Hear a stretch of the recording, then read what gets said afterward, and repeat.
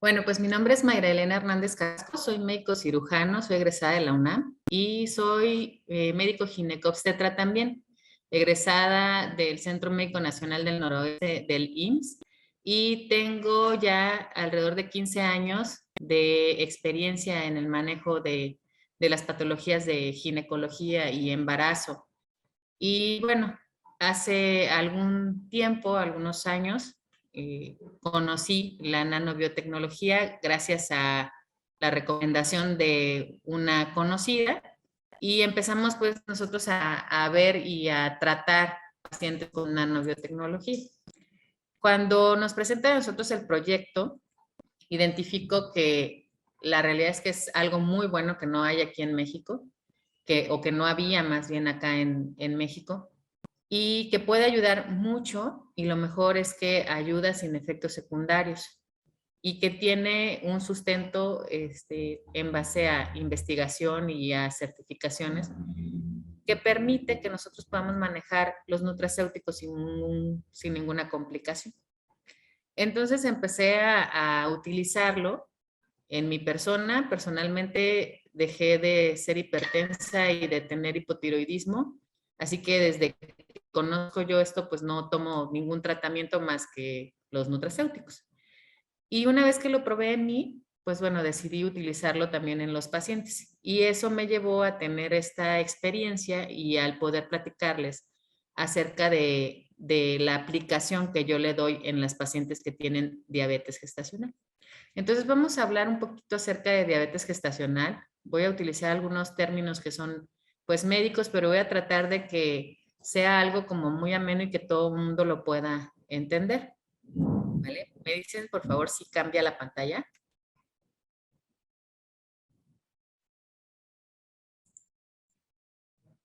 Ok. Entonces vamos a empezar primero por qué es la diabetes gestacional. La diabetes gestacional es un padecimiento que se refiere al hecho de que nosotros no podemos tolerar los carbohidratos. ¿Qué son los carbohidratos? Pues los azúcares. Que no podemos tolerar nosotros los azúcares durante el embarazo y que esto puede ser de grados variables. O sea, hay gente que puede tener un descontrol muy importante y otros, por así decirlo, poquito. Y lo importante de esto es que se reconoce esta alteración en nuestro cuerpo por primera vez durante el embarazo, de tal manera que así tenga yo 6 semanas de embarazo, tenga 8, tenga 10, si en ese momento se me hace el diagnóstico de una intolerancia a los carbohidratos, entonces podrá recibir el nombre de diabetes gestacional. Y otro punto muy importante es que puede o no quitarse, o sea, resolverse ese problema después de la gestación. ¿Esto qué quiere decir? Que hay mujeres que pueden quedar con diabetes después de esta situación.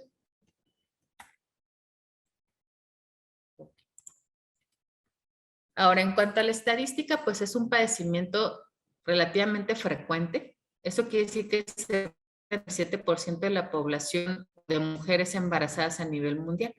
Pero, pues nosotros vivimos en México. Y resulta que México tiene un conjunto de cosas que hacen que tengamos un índice más alto y ahí lo estamos viendo. En México podemos tener hasta el 19% de las pacientes embarazadas que son diabéticas. Ahora, esto pues la verdad es que eso dice la estadística, pero ya en la práctica médica la realidad es que creo que es un poco más alto. La verdad es que nunca he hecho yo como tal una estadística en mis pacientes de cuántas pacientes realmente diabéticas gestacionales tengo, pero sí me llama la atención, por ejemplo, ahorita en las pacientes que yo tengo en control prenatal el mes pasado en junio, 4 me resultaron con diabetes gestacional, más las que ya había yo diagnosticado anteriormente. Entonces, eso la realidad es que es muy alto para el volumen de pacientes que nosotros manejamos. Entonces, sí creo que ahorita, por todo lo que se ha conjuntado, ha hecho que haya un aumento en la diabetes gestacional y en muchas ocasiones también hay diabetes, pero no se ha diagnosticado porque todavía no se tiene la costumbre o el bien hacer de solicitarles las pruebas que realmente se necesitan a las pacientes para poder diagnosticar. Ahora, El 10% de todas estas mujeres que han salido con diabetes gestacional podrán entonces desarrollar también diabetes tipo 2 después del embarazo. Entonces, quiere decir que si yo desarrollo diabetes durante el embarazo, pues tengo un alto riesgo de quedarme diabética o de desarrollar diabetes en los 10 años siguientes a ese embarazo donde yo estoy presentando este problema. Ahora, ¿cuáles son los factores de riesgo? Les decía yo que en México se reúnen muchas cosas. Y eso porque, bueno, eh, actualmente todos sabemos que México es de los países número 1 con obesidad. Y lo hemos conocido y los que están dentro del proyecto saben que México pues es de los principales en obesidad, a diferencia de Japón, por ejemplo, que es de los países con menos obesidad en el mundo. Entonces, uno de los factores de riesgo que nosotros tenemos pues es la obesidad, el sobrepeso, el ser una paciente que tenga más de 35 años, el haber tenido ya antecedentes de diabetes gestacional en embarazos anteriores, el tener un historial familiar de diabetes, el tener hipertensión, trastornos de la tiroides, el tener o haber tenido más bien un hijo macrosómico. ¿A qué se refiere macrosómico? Bueno, se refiere al hecho de tener hijos mayores, de pesos mayores de 4 kilos. El antecedente de malformaciones en nuestros hijos también es un factor de riesgo para esto. Y otras enfermedades que tienen alteraciones en el metabolismo de los azúcares, de la glucosa. ¿Cómo qué? Como las pacientes, por ejemplo, que tienen síndrome de ovario poliquístico. También tenemos como factor de riesgo la etnia, y se refiere a que la gente que es de raza negra o que son latinos, pues tienen más riesgo de desarrollar diabetes gestacional. Entonces, si hablamos que México tiene uno de los primeros lugares en obesidad, primer factor de riesgo. Y aparte somos latinos, entonces se conjunta otra cosa. El historial de diabetes familiar, la mayoría de las personas aquí en México tenemos ese historial. Entonces, imagínense qué conjunto de cosas es un gran factor de riesgo para el desarrollo de diabetes gestacional. Ahora, ¿qué implicaciones se tiene cuando nosotros padecemos de diabetes gestacional? El problema de diabetes gestacional, a lo mejor a nosotros como pacientes, como mujeres, familiares de mujeres embarazadas, pues podremos pensar que el problema realmente es para la mamá, pero resulta que tiene muchas implicaciones también. Y dentro de estas implicaciones, la mayoría, aunque no lo creamos, la mayoría son para el bebé. De tal manera que lo que a nosotros nos compete es controlar a la mamá para que el bebé no tenga repercusiones. Dentro de estas implicaciones está como punto número 1 la macrosomía. Se refiere a bebés muy grandes, fetos muy grandes, como el que tenemos allí en la imagen, un bebé gordito, rollicito, así de esos tipos de bebés Michelin. Hemos escuchado, yo creo que la mayoría, hablar en la televisión, en el radio, etcétera, redes sociales, bebés que han nacido pesando 5 kilos, 6 kilos, 8 kilos, y aunque se ven bonitos y son impresionantes, la realidad es que no es normal. Otro de los puntos es que pueden desarrollar también preeclampsia, que es la elevación de la presión arterial en la mama. Pueden desarrollar el exceso de líquido, eso se llama polidramnios, y también pueden desarrollar muerte inútero, sin una causa realmente aparente, o sea, se puede fallecer el bebé adentro de la pancita de mamá. Ahora, en cuanto a las implicaciones que decíamos acerca de los bebitos, bueno, pues son bebitos que aunque son muy grandotes y que parecieran muy sanos, tienen muchas complicaciones. No pueden controlar bien su azúcar, no pueden controlar bien su temperatura, tienen alteraciones con su hígado, se pueden poner amarillos, pueden tener alteraciones en los electrolitos como el calcio, como el magnesio, alteraciones en el potasio, pueden tener policitemia, que es el tener, por así decirlo, como que más glóbulos rojos de los que deberían de tener. Pueden tener también alteraciones cardíacas. Y dentro de todo este problema también pueden generar un desarrollo mucho mayor de órganos. Eso quiere decir que tener órganos más grandes de lo que realmente deberían de tener. Entonces pueden tener un hígado mucho más grandote, un corazón más grandote. Así que, pues como les decía, realmente la importancia del control metabólico en la mamá es para que el bebé no tenga alteraciones. Y por otra parte, las mujeres que tienen problemas de diabetes, que tienen elevación de su azúcar, que nunca se han controlado, cuando ellas logran embarazarse y tienen este tipo de alteraciones en el momento en que se están desarrollando los órganos de ese bebé, tienen el riesgo de formar o más bien de tener anormalías congénitas, de que ese bebé tenga malformaciones. Y por lo tanto, es muy común que las pacientes diabéticas descontroladas tengan abortos recurrentes. Entonces, todo eso genera el hecho de que nosotras no nos controlemos la glucosa. Ahora, a largo plazo, también seguimos con las implicaciones para los niños.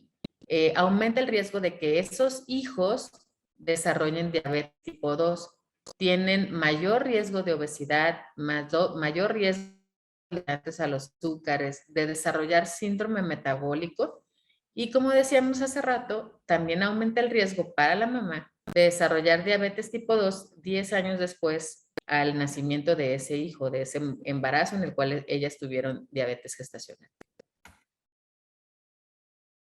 Ahora, vamos a ver también cuáles son los problemas alrededor del nacimiento. O sea, todo eso que vimos es en relación a lo que puede suceder con el paso del tiempo. Pero también hay complicaciones durante el momento del nacimiento. Y estas complicaciones ocurren en el 4% de todos los partos y se asocian pues a que son bebés que tienen malformaciones congénitas, son bebés que pueden nacer prematuros, pueden tener, como les decía hace rato, dificultades respiratorias, pueden tener insuficiencia respiratoria. Y algo muy importante que se marca debajo son los traumatismos obstétricos. ¿A qué se refieren los traumatismos obstétricos? Bueno, se refiere al hecho de que como son bebés realmente muy grandes, puede haber un parto difícil, un parto muy complicado, pueden atorarse su cabecita, puede atorarse sus hombros, pueden tener fracturas de clavículas y pues bueno, todo eso también lleva a más alteraciones y más repercusiones con el bebecito.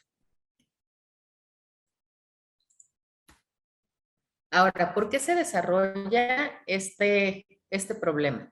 Bueno, básicamente a partir del segundo trimestre del embarazo empieza a haber de manera natural una resistencia en nuestro cuerpo a la insulina. Y esto se debe a que de manera natural también nosotros tenemos elevación de algunas hormonas que generan que se eleve la glucosa. ¿Para qué generamos nosotros en el embarazo que se eleve la glucosa? Bueno, pues para el desarrollo del feto, que pueda el feto crecer más, que pueda desarrollarse, que pueda ganar peso. Entonces, para eso desarrollamos nosotros estas hormonas de manera natural.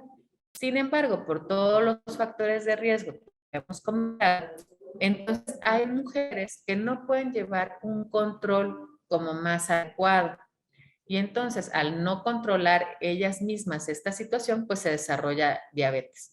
Entonces, el aumento, como les decía, se da a partir del segundo trimestre del embarazo y alcanza el pico máximo entre las 28 y 32 semanas.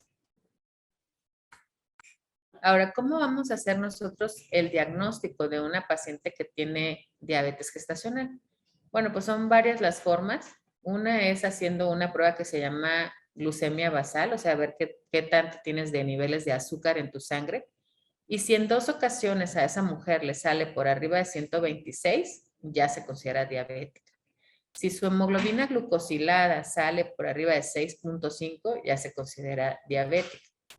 O si en una sola toma nosotros encontramos que tiene por arriba de 200, ya se considera diabetes. En una prueba de tamiz que se realiza, es una prueba en la cual a nosotros nos dan a tomar un líquido azucarado, toman una muestra de sangre en ayuno y a la hora te dan un líquido azucarado y a la hora te toman una muestra de sangre nuevamente. Si esta muestra de sangre por sí sola sale así arriba de 180 o más, ya se considera diabetes como tal. Y bueno, también tenemos otra opción. Si esa prueba no sale por arriba de 180, pero sale por arriba de 130, según algunos autores, o 140, pues nos obliga a nosotros entonces a hacer otro tipo de exámenes. Estas son las guías que nosotros como médicos utilizamos, que nos van orientando a cómo tenemos que ir haciendo el diagnóstico. Y es algo pues que está normado, que está dentro de una guía de práctica clínica y que la Secretaría de Salud nos dice cómo tenemos nosotros que actuar. Entonces, si sale una prueba dudosa, por así decirla, o un tamiz por arriba de 130, 140, nos vamos a hacer otro tipo de prueba que se llama curva de tolerancia a la glucosa y hay dos versiones, una con 100 gramos de azúcar y otra con 75. Con la de 100 gramos de azúcar nos toman una muestra en ayunas, nos dan a tomar esos 100 gramos de azúcar y nos toman muestras de sangre a la hora, 2 horas y 3 horas. Y si es la de 75, bueno, nos toman igual muestras de sangre en ayunas, nos dan 75 gramos de azúcar y nos toman muestras a la hora y a las 2 horas. Si nos dieron la de 100 y nos salen dos valores alterados, ya se considera diabetes. Si nos dieron la de 75 con un solo valor que nos salga alterado, ya se considera diabetes. Y teóricamente, según las guías, nosotros como médicos deberíamos de solicitar esta prueba alrededor de las 28 semanas. Pero la realidad es que no muchos médicos la solicitan. Y en muchas ocasiones, por el costo también de la prueba, muchas pacientes no se la realizan. Yo en lo particular personalmente se las pido a todas, pero muchas no lo hacen por el costo. Entonces prefieren hacerse solamente una glucosa. Y resulta que el que tú salgas bien en una glucosa en ayuno no quiere decir que no seas diabético. Quiere decir que en ese momento estás bien. Entonces, falta todavía como que más educación hacia nuestros pacientes, que sepan que es importante. A lo mejor como médicos entablar también una empatía mayor y explicarles por qué es relevante que se hagan esa prueba, para que entonces sí podamos nosotros diagnosticar de manera adecuada y saber pues quiénes son o quiénes no son diabéticos realmente. Ahora, una vez que nosotros ya sabemos que la paciente tiene diabetes, pues entonces viene cómo la vamos a tratar.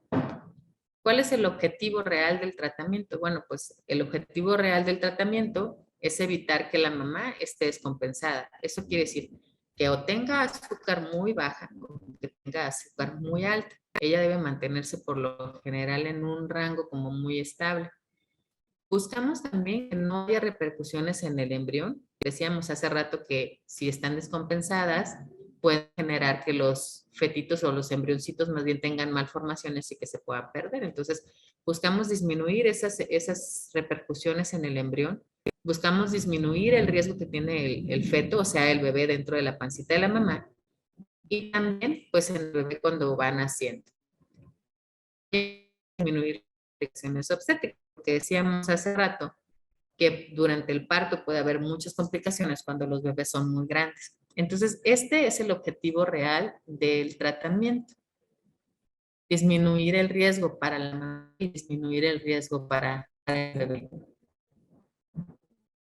Ahora, la realidad es que la diabetes gestacional es un padecimiento que es estable, siempre y cuando pues la paciente quiera y también sea apoyada, por qué no decirlo. O sea, puede ser la paciente que tenga como diabetes y que nosotros le digamos que requiere ella llevar un plan de alimentación y resulta que la familia no la apoya y que todos los demás están comiendo su pizza y sus hamburguesas y su café, su frappé, etcétera, etcétera, y ella no puede. Lógicamente, ella no va a poder llevar o va a pegarse bien al tratamiento en la alimentación, pero la realidad es que si lo hicieran, del 82 al 93 de las pacientes podrían controlarse solamente con la alimentación y podrían llegar a esa meta. Ahora, decíamos cuáles eran los objetivos generales del tratamiento, que era disminuir los riesgos tanto para el embrión, para el feto, para el neonato y para la mamá.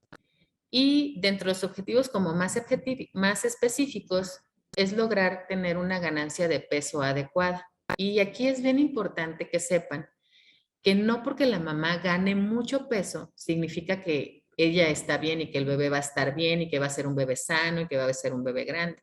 La realidad es que no es así. Hay pesos que se deben de ganar idealmente entre 8 y 13 kilos como máximo durante el embarazo.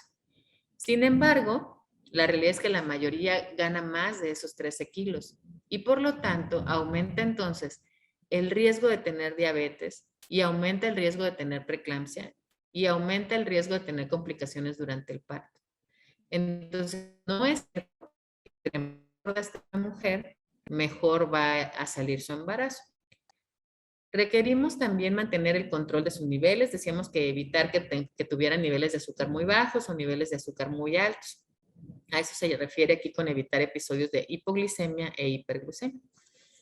Y otro punto muy importante es que debemos de considerar cada caso en particular, respetando también pues los hábitos que tiene esa paciente y también sus medios económicos, porque la realidad es que las normas nos dicen que nosotros debemos de solicitar tales y cuales exámenes en tales y tales horas, pero si nosotros eso lo traspolamos a un gasto económico, la realidad es que es muy alto. O sea, toda paciente diabética debe tener un glucómetro, debe tener tiras reactivas, estarse haciendo sus pruebas idealmente en ayuno, o sea, antes de cada alimento, y también 2 horas después de cada alimento, de tal manera que entonces ella se estaría picando su dedito por lo menos 6 veces al día, o sea, 6 tiras reactivas. Económicamente, pues eso también es como más caro. Entonces nosotros debemos de contemplar todas esas partes. Ahora, la dieta, se recomienda que sea una dieta entre 1,600 y 8,000 calorías, pero decíamos hace rato que se debe de individualizar. Nosotros como médicos tenemos que hacer un cálculo de acuerdo al peso en ese momento la paciente y entonces vamos a hacer el cálculo que le corresponde a cada una de ellas y bueno, nos podemos ir al nutriólogo y la idea es que esa alimentación que ella esté llevando mejore los niveles de glucosa en ayuno, que no altere el crecimiento del bebé, eso quiere decir que no la vamos a poner a dieta que deje de comer y que se altere el crecimiento, que entonces en lugar de que crezca, pues se restrinja su crecimiento. Y que, como les decía, pues que no afecte el peso del nacimiento de ese bebito. Ahora, dentro de la alimentación, pues se recomienda un plan de alimentación con colaciones. Son 3 comidas fuertes, desayuno, comida y cena, y de 2 a 3 colaciones. Eso quiere decir entre horas. De tal manera que si nosotros más o menos hacemos el ajuste, la paciente tendría que estar comiendo alrededor de cada 3 horas. Desayuno, a las 3 horas su colación, a las 3 horas su comida, a las 3 horas otra colación, a las 3 horas la cena y a las 3 horas otra colación si es que ella se duerme muy noche. Entonces la idea es repartir toda la cantidad de alimentos en una alimentación más frecuente pero en menor cantidad. Y esto debe de ajustarse de acuerdo a los niveles que la paciente vaya teniendo. Por eso les decía yo hace rato que lo ideal sería que se pudieran estar tomando sus muestras de sangre hasta en ayuno antes de los alimentos y 2 horas después para ir sabiendo cómo se les va a ir regulando su azúcar y su alimentación. Dentro de los cambios que también se deben de hacer es hacer un cambio en el estilo de vida. La realidad es que la mayoría de las pacientes y la mayoría de la población consideran que la mujer embarazada debe de guardar mucho reposo, que se debe cuidar mucho, que no hagan esfuerzos, que no camines, que no cargues pesado, o sea, como que las cuidan demasiado. Y la realidad es que el estar embarazada no es una enfermedad, es una condición. Y esa condición no pone la mayor parte de las veces en peligro nuestro organismo. El organismo de la mujer está diseñado para eso, para soportar el embarazo, para soportar los que están dentro de él. La mujer embarazada, claro que puede hacer ejercicio.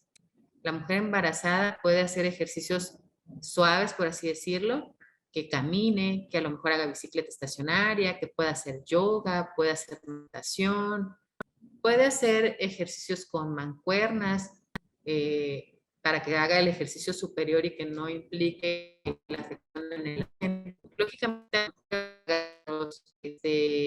peso, no la vamos a hacer pesas, pero sí puede ella hacer ejercicio.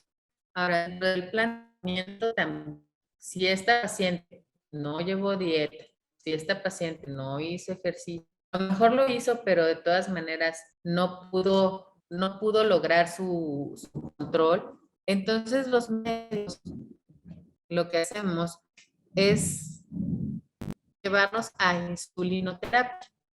La insulinoterapia es la inyección de insulina. La insulina es una sustancia que todos los seres humanos, pero en los pacientes que tienen diabetes y que no la pueden controlar, pues entonces nosotros les damos más insulina para que la insulina metabolice ese azúcar y que puedan bajar esos niveles. Y bueno, también hay ciertas maneras de hacer los cálculos, dependiendo en qué estado del trimestre del embarazo se encuentran, si tienen sobrepeso o no, si tienen obesidad o no. Los que hacen finalmente los médicos. Como les decía, la realidad es que la gran mayoría de los pacientes, si se apegaran a la dieta y tuvieran el apoyo necesario por parte de su familia, pues entonces ya se controlarían sin ninguna otra cosa más que la dieta, la alimentación. Como les decía, pues lo que nosotros como médicos realmente tenemos. Nosotros tenemos solamente el indicarle a la paciente que lleve un plan de alimentación, el indicarle también que haga ejercicio, pero no tenemos opciones de tratamiento. Si funciona, utilizar insulina. En algunas ocasiones se les puede, en algunas ocasiones puede gama de ¿me escucho? Le escucho un poquito cortado, doctora. Ya me puse cerca del módem. Lo que pasa es que en Morelos está cayendo una tormenta. No sé si es por eso que se esté perdiendo la señal. Sí. Ok, entonces empezamos nosotros a utilizar los nutracéuticos porque sabemos pues que tienen un sustento. Y el tener un sustento y estar dentro de un libro de PLM me permite a mí el prescribirlos y saber que realmente hay estudios atrás que avalan lo que se dice que los nutracéuticos hacen. Ahora, el vehículo de los nutracéuticos pues es una nanoesfera. ¿Y esta qué es lo que va a hacer? Bueno, va a encapsular todos los metabolitos, va a encapsular las sustancias activas y cuando nosotros las tomamos, las protege de los ácidos gástricos y entonces hace que se puedan absorber mejor y que entonces se puedan llegar realmente al torrente sanguíneo, que sean transportados y que entonces estos principios activos se logren llegar a donde tienen que llegar. ¿Qué dónde es? Pues bueno, es a nivel celular, a una estructura que se llama mitocondria. Y eso es algo súper importante porque estas sustancias lo que hacen es generar una disminución de la expresión de los genes anómalos de diabetes, por así decirlo.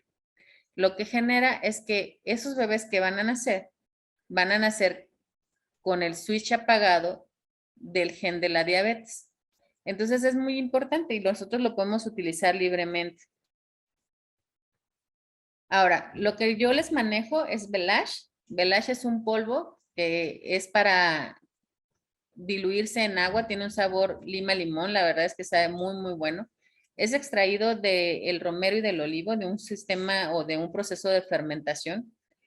Y lo importante es que estos nutracéuticos tienen un desarrollo vertical. ¿Eso qué quiere decir? Que, bueno, hay un control estricto desde que se siembran, se cosechan, se transforman en un principio activo y entonces se llega y se transmite a las personas que lo van a consumir.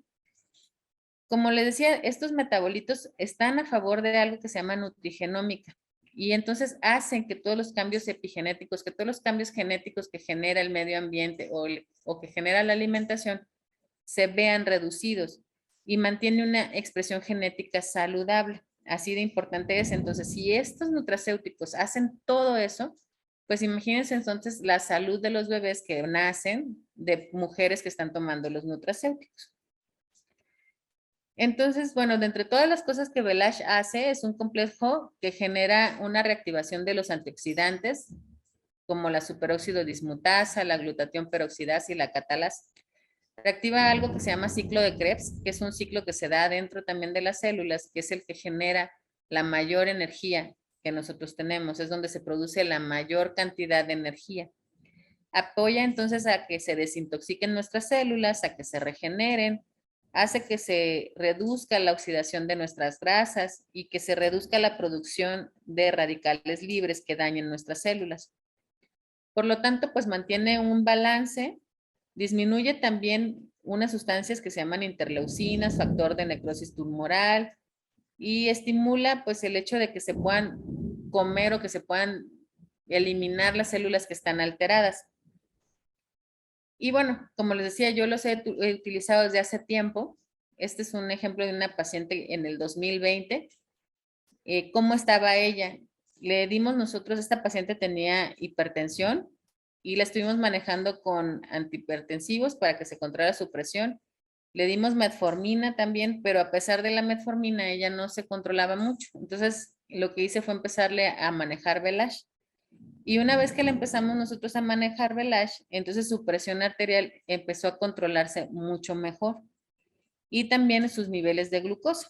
Aún tomando metformina, ella estaba con niveles de azúcar por arriba de 140. Y una vez que empieza a tomar el Velage, pues ahí podemos ver cómo van disminuyendo sus niveles de presión y sus niveles de glucosa. Y eso fue en 2020. Y como les digo, desde entonces, pues yo los empecé a utilizar. Y estas son las hojitas que las pacientes me mandan. Yo lo que les digo es que se tienen que estar tomando sus niveles de azúcar, llevar sus registros y estármelos enviando. Y esta paciente, pues sí tenía un buen apego relativo porque de repente hacía como que sus transgresiones y le subía un poquito. Por eso vemos en algunos niveles ahí 142. Pero la realidad es que está muy aceptable para no estar necesitando ella el ponerse insulina. Luego, esta es otra de sus hojitas y como ven, o sea, sus niveles siempre han estado dentro de las metas terapéuticas. Metas terapéuticas para nosotros es que se encuentren siempre por abajo de 140. Entonces, sus niveles de glucosa, la realidad es que han estado muy, muy bien. Y entonces hay algunas que me los mandan en hojitas, tengo otras que son como más dedicadas y los mandan así, tal cual ustedes lo ven, así me lo mandan las pacientes, hasta graficadito de cómo ellas van llevando su nivel. Y esta pacientita es de este año, esta paciente es del 2022 y el 7 de junio fue cuando tuvo un poquito de elevación, 132, pero coincidió que en esa ocasión le mandamos un medicamento para madurar pulmones y ese medicamento genera que se eleve la glucosa de manera natural. Entonces, por eso es que salió alta en esa ocasión. Pero si ustedes se fijan, todo lo demás ha estado dentro de los niveles normales. Y esta paciente, como les digo, es como muy dedicada y graficó ahí cuál es lo mínimo que ella debe de tomar. Ella debe de tener glucosas que sean mayores a 60 y menores de 140. Y esta paciente no está tomando metformina, esta paciente solamente está tomando Velage. Y entonces esos son los niveles que ella maneja. Esta es otra paciente que también aquí les pongo yo la manera en que les hicimos el diagnóstico. Hace rato platicábamos de que el diagnóstico se hace con ciertas pruebas. Bueno, pues esta paciente con su prueba de 2 horas salió con un nivel de 202 en la primera hora y por lo tanto se considera diabetes. Les decía yo hace rato que con un solo valor alterado de eso, entonces ya se considera diabetes gestacional. Entonces ella cumplió el diagnóstico de diabetes gestacional, empezamos a manejarla también y estos son los niveles que ella me manda. Ella me los manda diariamente por su WhatsApp y esos son los niveles que ha tenido. Igual que la paciente anterior, cuando le tocó su inyección de maduración pulmonar, se le elevó a 157. Pero una vez que pasó el efecto de su medicamento, otra vez regresa a tener niveles de 106. Y esta es otra paciente, ella me los manda nada más escritos por WhatsApp. Si se fijan ahí, tiene valores entre 81 y 93, 91, 107. Incluso en algún momento ella llegó a pensar que le había bajado demasiado y hasta me pregunta, ¿no? Que si es normal que le baje a 80. Le digo, sí, pues es completamente normal, está perfecto su nivel de glucosa, pero sí le llamó mucho la atención y también son pacientes que no les tengo dando ningún otro medicamento y que se están manejando solamente con Velage. Este es otro ejemplo. Esta paciente, ella tuvo más bien diabetes gestacional en el embarazo previo y también fue manejada de esto hace 2 años con Velage y me tocó también recibir a su bebé y entonces ya sé y ya lo he visto porque ya la vine a hacer que no hay ningún problema en darles Velage a las mujeres embarazadas. Su bebé nació bien, nació sana, sin ningún problema, delgadita, ahorita tiene 2 años la nena sin ningún problema. Y en este embarazo vuelve a desarrollar diabetes gestacional y otra vez pues la volvemos a manejar con Velage. Ella ya más tranquila pues porque ya lo vivió en un embarazo anterior y ya sabe que no iba a tener complicaciones y esos son los niveles que ella me manda. Entonces, Un servicio. Dijo usted que nacen con una diabetes dormida. ¿Quiere decir que eso dentro de un tiempo va a saltar nuevamente? Los bebés nacen Ajá, con los genes de diabetes activados, ya, precisamente. Y eso quiere decir que si ese niño no se cuida, si no lo alimentamos bien, si no le damos nosotros ejercicio, si no le llevamos nosotros un buen desarrollo, por así decirlo, va a desarrollar diabetes a una edad mucho más temprana. ya. Y si le aplicamos, ¿usted ha hecho algún proceso de investigación en esto dándole el Sanki, el Velach? Como tal, no he hecho ningún artículo para publicar, Ya. no. Pero Estos no, casos no, que no, yo les... pero lo ha indicado, lo ha usado quizá ya. Sí, pues todos estos casos que les estoy No, mostrando no, en son los pacientes niños, en los propias. Ah, niños. no, yo soy No. ginecóloga y atiendo Ah, ya, ya. solamente a las mamás. Ujú. Claro, ya. Gracias, gracias. Sí, ok. Entonces, les decía, esta paciente, ay, perdón por los truenos, pero le digo que está lloviendo muy feo acá en Morelos. Entonces, pues estas pacientes, como ustedes pueden ver, han estado bien controladas, con niveles muy aceptables, muy normales, y pudiéramos decir en este momento que no tienen ningún problema. Simplemente con su ejercicio, con su dieta y tomando Velage, pues han estado dentro de los valores normales. Entonces, esa es la experiencia que yo les vengo a compartir. Como les decía hace ratito, no he hecho ninguna publicación acerca de eso. Es la experiencia personal que tengo yo con las pacientes. Tenemos ya ahorita 3 años, porque desde el 2019 estoy manejando a las pacientes así, y 3 años manejando a las pacientes con nutracéuticos, con nanobiotecnología, y les ha ido muy bien. Entonces, la intención de esta plática, pues, es compartirles el hecho de que si podemos nosotros prescribirles Velage a las mujeres embarazadas y les estamos dando Velage a los bebés que aún no han nacido, pues entonces, ¿por qué no dárselo a la gente que ya está afuera? En muchas ocasiones pasa que tienen la duda, que tienen miedo, que cómo me lo voy a tomar, que es un polvo, que es esto, que el otro. Si se lo damos a bebés dentro de la pancita de mamá y han nacido sin ninguna alteración, sin ningún problema, ¿por qué tener la duda de tomarlo nosotros ya como adultos? Entonces, esa es mi experiencia con el manejo de estas pacientes. Espero que haya sido una plática pues entendible y no sé si ustedes tengan alguna duda, si tengan algún comentario. La idea sería que todas las mujeres embarazadas pudiéramos tener un embarazo saludable, un embarazo alegre, un embarazo acompañado y no estar a lo mejor como la otra paciente que se ve en la parte de arriba, que se ve como que preocupada, asustada y aparte pues más gordita. Entonces, pues de verdad les agradezco mucho la oportunidad. Gracias Juan Carlos, gracias al doctor Casabal y pues estamos para servirles. Que tengan todos una muy bonita